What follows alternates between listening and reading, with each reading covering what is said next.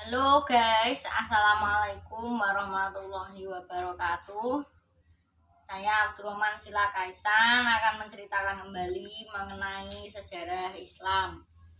Kali ini saya akan menceritakan kisah dinasti Islam Seljuk.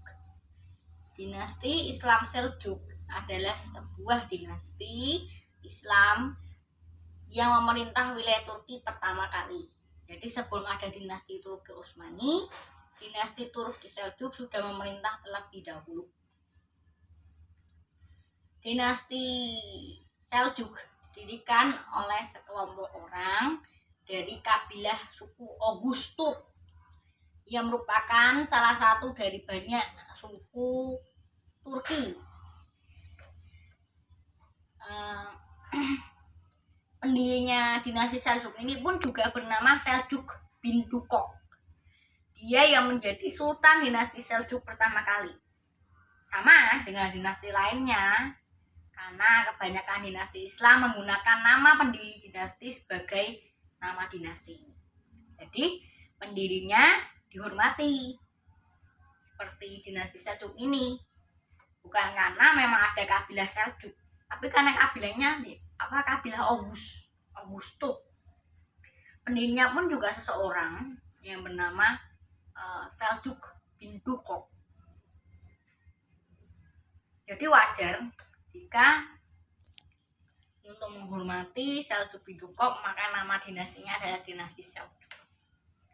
Kemudian Seljuk bin Dukok akhirnya wafat dan digantikan oleh anaknya, yakni Tugrilbek, yang memerintah wilayah Turki hingga ke wilayah Transoksiana.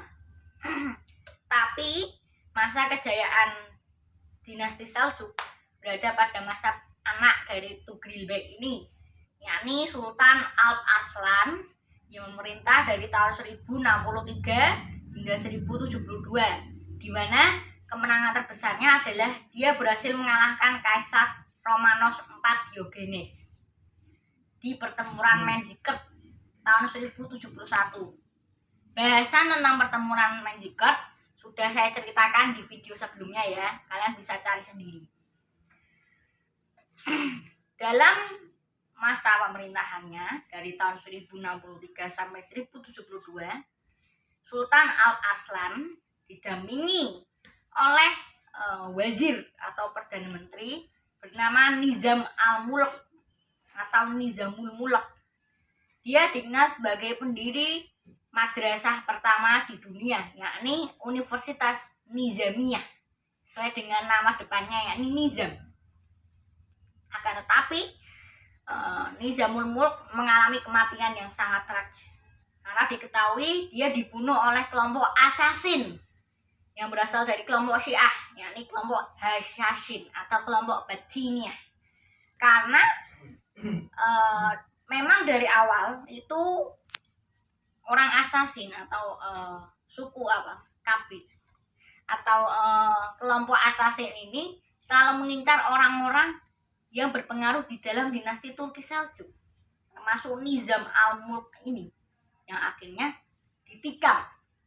Padahal dia sendiri adalah tokoh yang patut dihormati karena dia mendirikan madrasah pertama kali di dunia, yakni Madrasah Nizamiyah. Kemudian dia digantikan oleh anaknya, yakni Sultan Malik Shah. Kemudian Sultan Malik Shah menjadi Sultan dinasti Turki Seljuk menggantikan ayahnya, yakni Sultan Alp Arslan. Jadi Sultan Alp Arslan ini saat menawan Kaisar Romanos IV Diogenes, dia tidak membunuhnya, tapi dia justru membebaskannya tanpa tebusan. Ya. Jadi bahkan dominasi Turki Seljuk ini yang mengakibatkan Romawi Timur sangat takut akan kehilangan wilayahnya di Anatolia atau Asia Kecil atau Turki sekarang ini. Karena apa? Karena dominasi Turki Seljuk di masa pemerintahan Sultan Alp Arslan. Ini juga yang menjadi sebab Kaisar Alexios I Komnenos meminta restu kepada Paus Urbanus II untuk mengubarkan perang salib. Ini kenapa? Karena dominasi Turki Seljuk yang kuat di wilayah Anatolia, di wilayah Turki. Bahkan sampai Kekaisaran Romawi Timur yang besar pun harus takluk ya di tangan dinasti yang kecil ini, walaupun nggak sebesar dinasti Umayyah, dinasti Abbasiyah. Tapi dinasti ini pernah menginvasi wilayah Abbasiyah di bawah Khalifah Baghdad saat itu ya, saya tidak tahu. Sultan Malik Syah ini mencapai masa kejayaan terbesarnya, di mana Turki Seljuk berkembang dalam bidang ilmu pengetahuan dan juga arsitektur. Kemudian Sulaiman bin Qatalmasih yang merupakan orang terdekatnya inilah yang di kemudian hari akan mendirikan Kesultanan Seljuk Rum yang berada di wilayah Romawi, yakni Romawi. Karena namanya memang Romawi, maka wilayah ini berada di Anatolia. Ya. Namun ada kejayaan, ada pula keruntuhan.